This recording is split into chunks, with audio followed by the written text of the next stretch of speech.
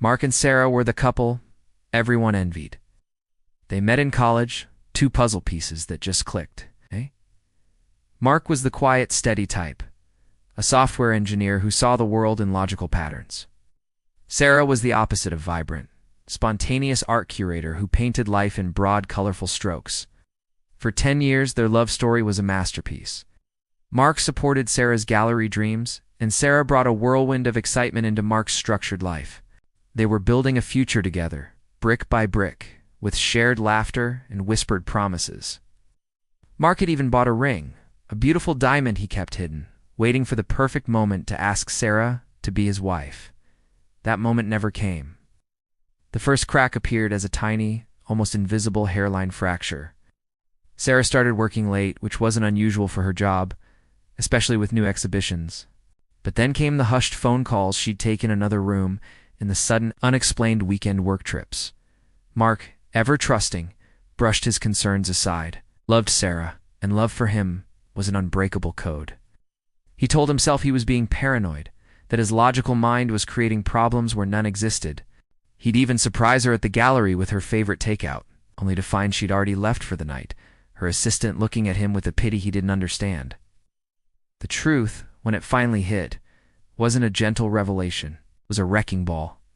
One evening, Mark decided to surprise Sarah with a romantic dinner at home. He lit candles, opened a bottle of their favorite wine, and waited. As the hours ticked by, a cold dread settled in his stomach. He called her phone, and it went straight to voicemail. Then, a notification popped up on their shared tablet, a calendar alert for a hotel reservation he hadn't made. The reservation was for two, under a name he didn't recognize, Alex. A quick, gut-wrenching search online revealed Alex was a wealthy donor to Sarah's gallery, a man known for his charm and deep pockets. The picture was complete, and it was horrifying. Mark didn't confront her. He didn't scream or cry.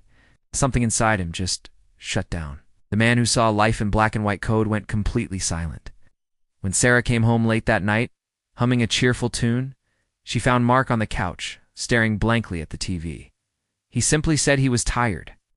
For the next 2 weeks, Mark became a ghost in their home. He was polite but distant. He'd make coffee in the morning, say goodbye when he left for work, and goodnight before rolling over in bed. The silence was deafening, a void that Sarah couldn't fill with her usual charm. She grew anxious, asking him what was wrong, begging him to talk to her. But Mark just looked through her, his eyes empty. He was no longer processing emotions. He was processing data. And that data was being used to write a new kind of coda code for revenge. Mark was meticulous. He began by quietly moving his savings into a separate account. He then started documenting everything, took screenshots of the hotel reservations, the romantic text messages he found on their shared cloud account, and even the lavish gifts Alex had been buying for Sarah. He felt like a spy in his own life, a silent observer of his own destruction. But the cold, calculated logic that made him a great engineer was now his greatest weapon. He wasn't just collecting evidence of the affair. He was mapping out Sarah's professional network, studied the gallery's board members, the key donors, and the influential art critics she worked so hard to impress. The centerpiece of his plan was Sarah's upcoming gala, the biggest event of her career. It was a fundraiser she had been planning for a year, an evening meant to secure the gallery's future and cement her reputation as a top curator. The guest of honor? Alex, the gallery's most generous benefactor. It was poetic in a tragic sort of way.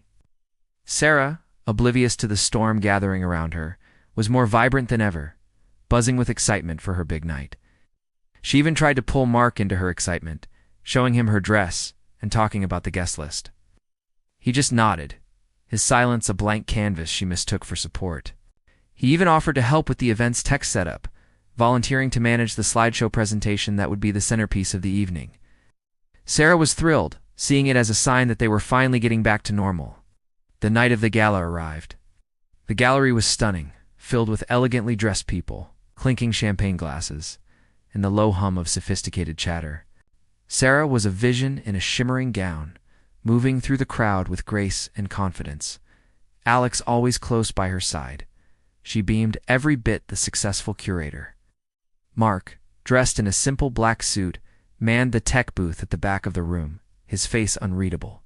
He watched Sarah on the stage as she began her welcome speech. Her voice full of passion as she thanked everyone for their support, especially her incredibly generous patron, Alex.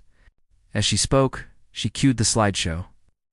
"And now," she said, smiling brightly, "a look back at the incredible year we've had. A journey made possible by all of you." The screen behind her lit up. The first few photos were of the gallery, the artists, the beautiful exhibitions. The crowd applauded politely. Mark watched, his hand steady on the mouse. Then the slideshow changed. A photo of a hotel confirmation appeared on the giant screen. Alex and Sarah's names clearly visible. A gasp rippled through the room. Before anyone could process it, the next slide appeared. A screenshot of a text message from Sarah to Alex. "Can't wait to see you tonight." Mark has no idea. The room fell into a dead silence, so profound you could hear a pin drop. Sarah froze on stage, her smile dissolving into a mask of pure horror. Her eyes darted from the screen to the crowd, then desperately searched for Mark. She found him at the back of the room, standing perfectly still, his eyes locked on hers. For the first time in weeks, his expression wasn't empty.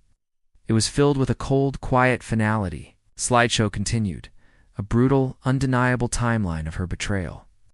More texts, photos of expensive gifts, even a short video clip from a restaurant security camera showing them kissing. Time-stamped on a night Sarah had told Mark she was working late.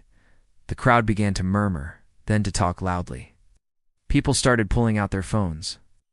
Alex, red-faced, tried to slink away, but was blocked by a wall of shocked and disgusted guests. Sarah stood paralyzed on the stage, the bright lights exposing her completely. Her big night had turned into her public humiliation.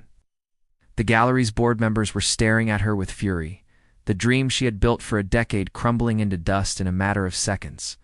Mark didn't stay to watch the fallout. He simply turned, walked out of the gallery, and never looked back. He didn't need to. His code had executed perfectly. The silence was finally broken, and its echo was a sound of absolute revenge. He got into his car, took the diamond ring out of his pocket, and threw it into the night. He drove away, not towards a future with Sarah, but towards a new, unwritten one of his own.